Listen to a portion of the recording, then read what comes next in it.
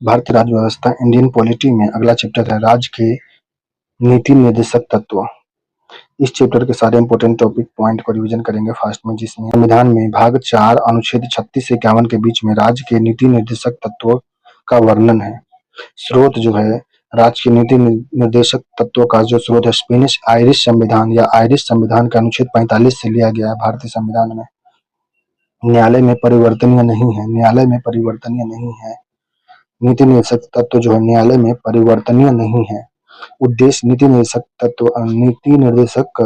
तत्व का जो उद्देश्य है सामाजिक आर्थिक लोकतांत्रिक स्थापित करना। राज्य के नीति निर्देशक तत्व का उद्देश्य है सामाजिक आर्थिक लोकतंत्र स्थापित करना। प्रमुख विद्वानों के कथन है भारतीय संविधान की नवीन विशेषता। डॉक्टर भीमराव अम्बेडकर का कथन है कि भारतीय संविधान की नवीन विशेषता राज्य के नीति निर्देशक तत्वों को कहा गया है। संविधान की आत्मा ग्रेनविल ऑस्टिन के द्वारा नीति निर्देशक तत्वों को संविधान की आत्मा कहा गया। ग्रेनविल ऑस्टिन के द्वारा डीपीएसपी एक चेक है जो बैंक की सुविधा अनुसार दे है। प्रोफेसर केटी शाह के द्वारा कहा गया है। प्रोफेसर केटी शाह के द्वारा कथन है कि डीपीएसपी एक चेक है जो बैंक की सुविधा अनुसार दे है। नेक्स्ट है लक्ष्य तथा आकांक्षाओं का घोषणा पत्र। केसी हुइयर के द्वारा राज्य की नीति निर्देशक तत्वों को डीपीएसपी को लक्ष्य तथा आकांक्षाओं का घोषणा पत्र कहा गया है। सर आइवर जेनिस के द्वारा डीपीएसपी को पवित्र आकांक्षा कहा गया है। पवित्र आकांक्षा जो है सर आइवर जेनिस के द्वारा कहा गया है। नेक्स्ट टॉपिक है डीपीएसपी का वर्गीकरण।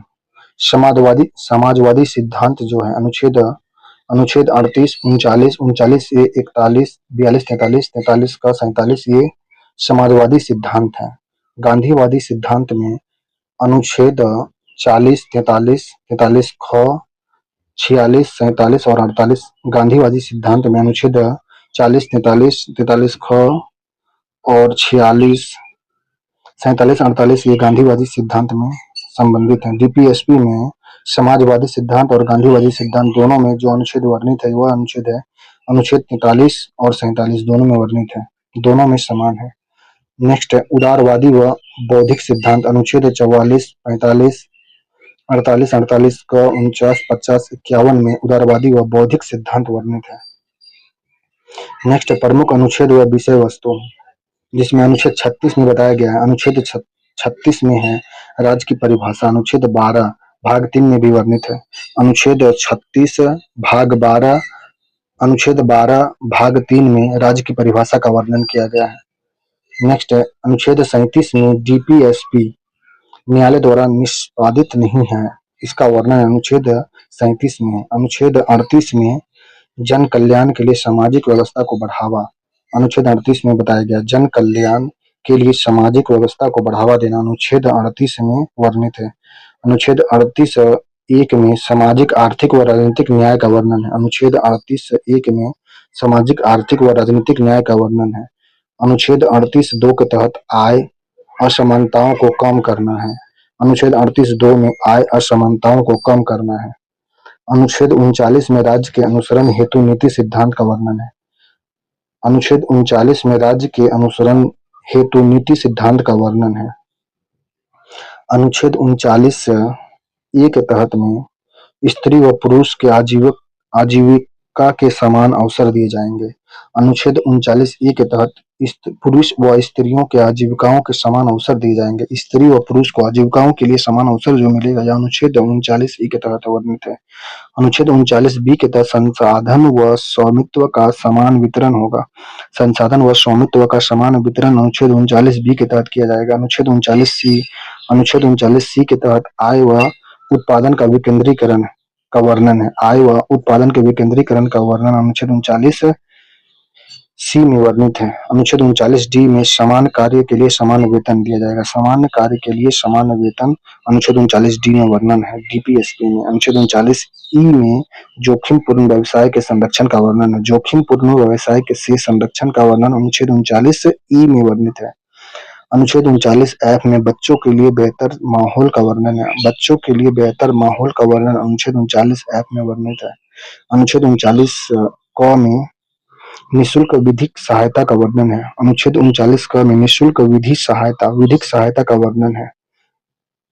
अनुच्छेद 40 में ग्राम पंचायत का वर्णन। अनुच्छेद 41 में काम, शिक्षा व सार्वजनिक सहायता का वर्णन। अनुच्छेद 41 में काम, शिक्षा व सार्वजनिक सहायता का वर्णन। अनुच्छेद 42 में काम की न्यायसंगत दशा व प्रस्तुत सहायता का वर्णन। अनुच्छेद 42 में काम की न्यायसंगत दशा व प्रस्तुति का सहायता का वर्णन है।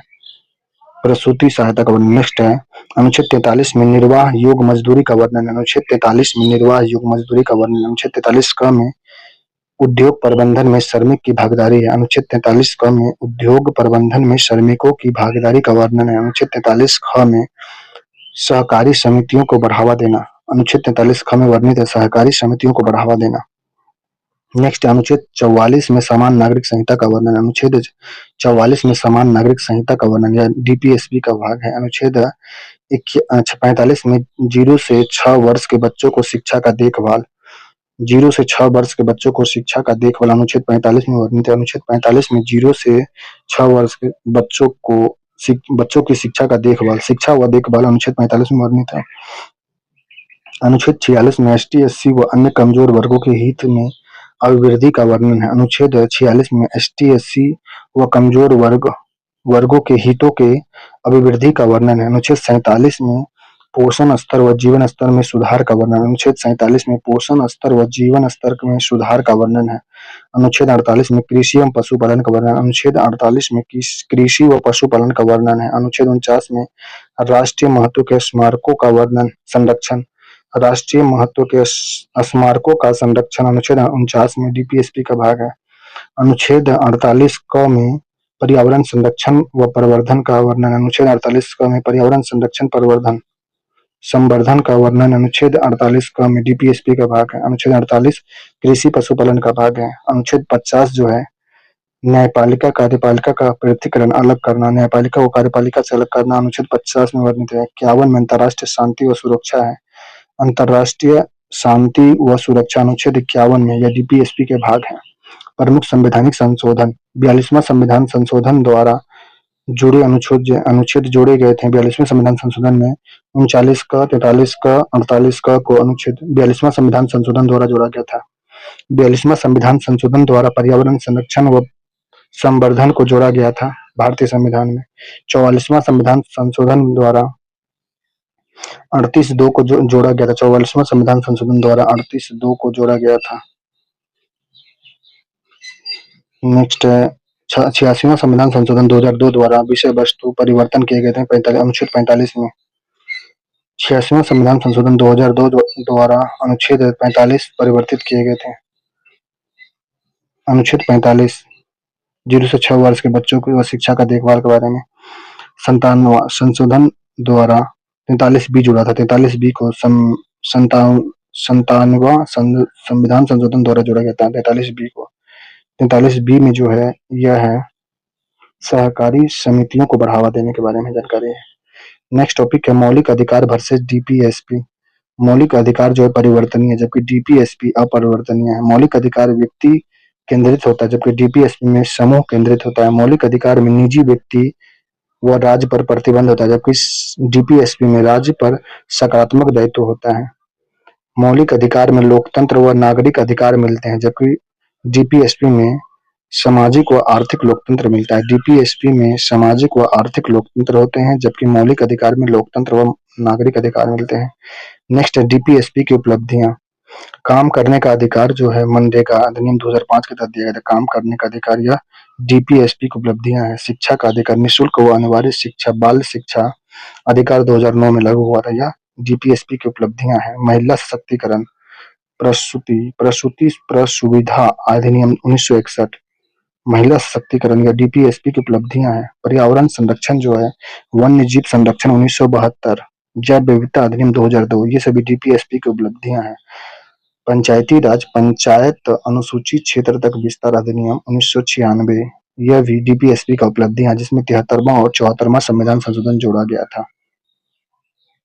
नेक्स्ट मौलिक अधिकार व डीपीएसपी से संबंधित प्रमुख वाद। मौलिक अधिकार व डीपीएसपी से संबंधित प्रमुख वाद में जो है पहला है चंपाकल दोराई दोराई राजन 1951 में जो था इसमें हुआ था मूल अधिकार डीपीएसपी से ऊपर है, मूल अधिकार में संशोधन संभव है, यह फैसला आया था। चंपाकम दोराई-रोजन 1951 में मूल अधिकार डीपीएसपी से ऊपर है, मूल अधिकार में संशोधन संभव है, यह फैसला आया था। गोलकनाथवाद में 1967 में डीपीएसपी लागू करने के लिए संसद मूल अधिकारों को कम नहीं कर सकती, इसका फैसला जो आया था गोलकनाथवाद में आया था, 1967 में आया था। केशवानंद भारतीवाद में 1973 में 13 जज शामिल होकर के डीपीएसपी को प्रभावी बनाने वाले कानून का व्यावृत्त मूल होना, यह जानकारी दिया गया था।